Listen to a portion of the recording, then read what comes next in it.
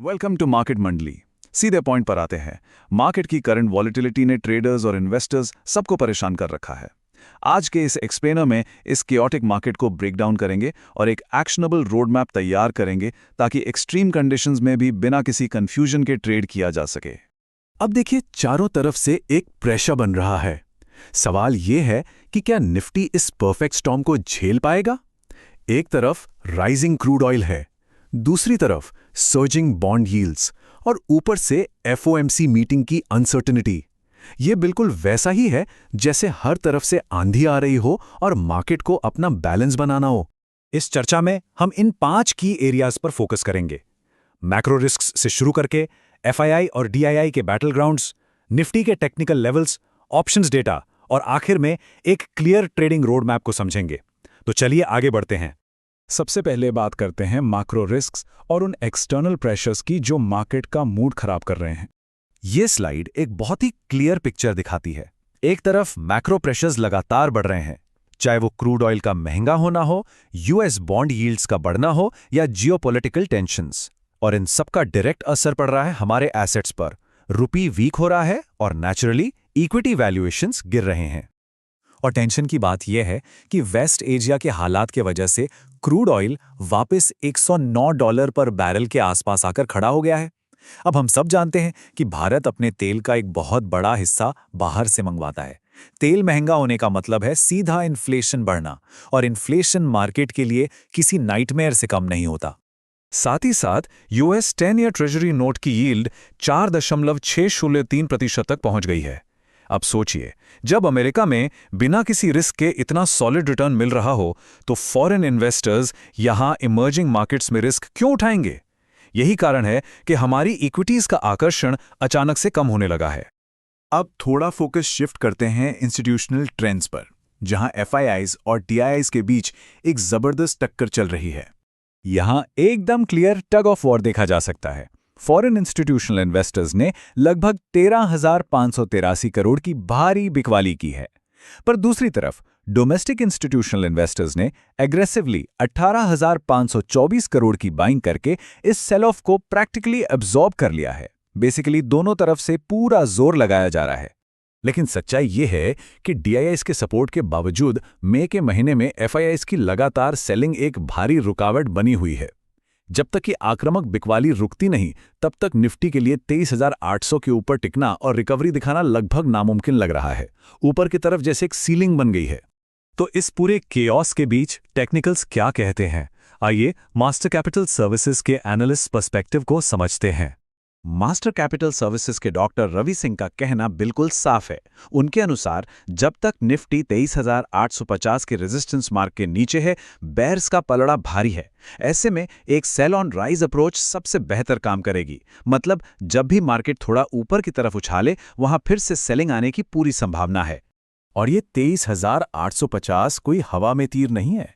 ये एक बहुत ही सॉलिड रेजिस्टेंस लेवल है जो लगभग 50 डे मूविंग एवरेज के बिल्कुल पास बैठा है। बुल्स के लिए ये एक ऐसी दीवार है जिसे तोड़े बिना मार्केट में कोई नई तेजी नहीं आने वाली। वहीं अगर नीचे की बात करें तो 23,400 का लेवल एक बहुत ही क्रिटिकल सपोर्ट जोन है। इन केस मार्केट इस सपोर्ट को तोड़ देता है तो समझ लीजिए गिरावट और तेजी से आएगी और इंडेक्स सीधा 23,100 के स्ट्रक्चरल सपोर्ट की तरफ लुढ़क सकता है।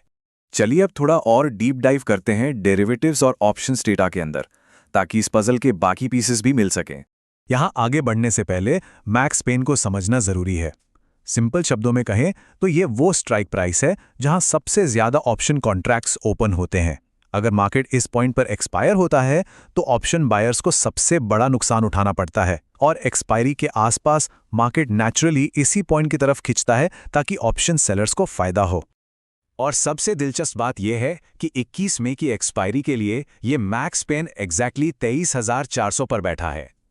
थोड़ी देर पहले हमने इसे ही क्रिटिकल सपोर्ट भी बताया था। अब यह लेवल एक मैसिव मैग्नेट की तरह काम कर रहा है जो इंडेक्स को बार बार अपनी तरफ खींचने की कोशिश करेगा। साथ ही पुट कॉल रेशियो फिलहाल 0.85 पर है। ये दिखाता है कि मार्केट पिछले हफ्ते के एक्सट्रीम पैनिक से थोड़ा बाहर जरूर आया है, लेकिन ओवरऑल सेंटिमेंट अभी भी बेरिश से न्यूट्रल के बीच ही अटका हुआ है। यहां बुल्स का कन्विक्शन अभी भी क्लियरली मिसिंग है। ऊपर की तरफ देखें तो 24,000 पर कॉल राइटर्स की एक मजबूत दीवार खड़ी है। नीचे 23,200 पर इंस्टीट्यूशनल पुट फ्लोर है। साथ ही इंडिया विक्स ऑलमोस्ट 19.74 पर एलिवेटेड है और एम्प्लॉयड वॉलिटिलिटी 21 से 22% चल रही है। ऐसे हाई वॉलिटिलिटी और स्ट्रिक्ट बाउंड्रीज वाले माहौल में बिना प्रॉपर हेज के नेकेड ऑप्शंस होल्ड करना लिटरली आग से खेलने के बराबर है। इन सभी मैक्रो और माइक्रो डेटा पॉइंट्स को जोड़ने के बाद आइए आने वाले सेशंस के लिए एक फाइनल एक्शनेबल ट्रेडिंग रोडमैप देखते हैं। ट्रेडिंग डिसिप्लिन यहां सबसे जरूरी है। अगर मार्केट 23,620 के वीवैप के ऊपर निकलता है तभी बुल सेटअप माना जाएगा, जिसका टारगेट 23,780 होगा। वहीं अगर 23,400 टूटता है तो बेयर सेटअप एक्टिवेट होगा और टारगेट 23,200 का रहेगा। लेकिन सबसे इंपॉर्टेंट मैंडेटरी रूल ये है कि वेंसडे दोपहर 3:20 तक सारी ओवरनाइट पोजीशंस क्लोज कर देना ही समझदारी है। अब उस रूल के पीछे वजह क्या है? वजह है FOMC इवेंट रिस्क। वेंसडे रात को यूएस फेडरल रिजर्व के मिनट्स आने वाले हैं, जो थर्सडे सुबह मार्केट में एक बहुत बड़ा गैप अप या गैप डाउन करवा सकते हैं। इस इवेंट से पहले ओवरनाइट पोजीशंस होल्ड करके जाना बिल्कुल भी ठीक रिस्क रिवॉर्ड नहीं है। तो आखिर में ये सवाल खड़ा होता है कि एक तरफ 23,400 का मैक्स पेन मैग्नेट है और दूसरी तरफ FOMC की आने वाली लहर। ऐसे में मार्केट किस तरफ ब्रेक करेगा? एक्सपायरी पास आ रही है, तो इस स्ट्रिक्ट टेक्निकल बाउंड्री और ग्लोबल शॉक्स के बीच होने वाली इस रस्साकस्सी पर हम सबको बहुत क्लोजली नजर रखनी होगी। इन्हीं आंकड़ों और चार्ट्स के साथ इस एक्सप्लेनर को यहीं समाप्त करते हैं। उम्मीद है इस विश्लेषण ने मार्केट की पिक्चर और सपोर्ट रेजिस्टेंस लेवल्स को पूरी तरह से क्लियर कर दिया होगा। इस चर्चा में जुड़ने के लिए बहुत बहुत शुक्रिया।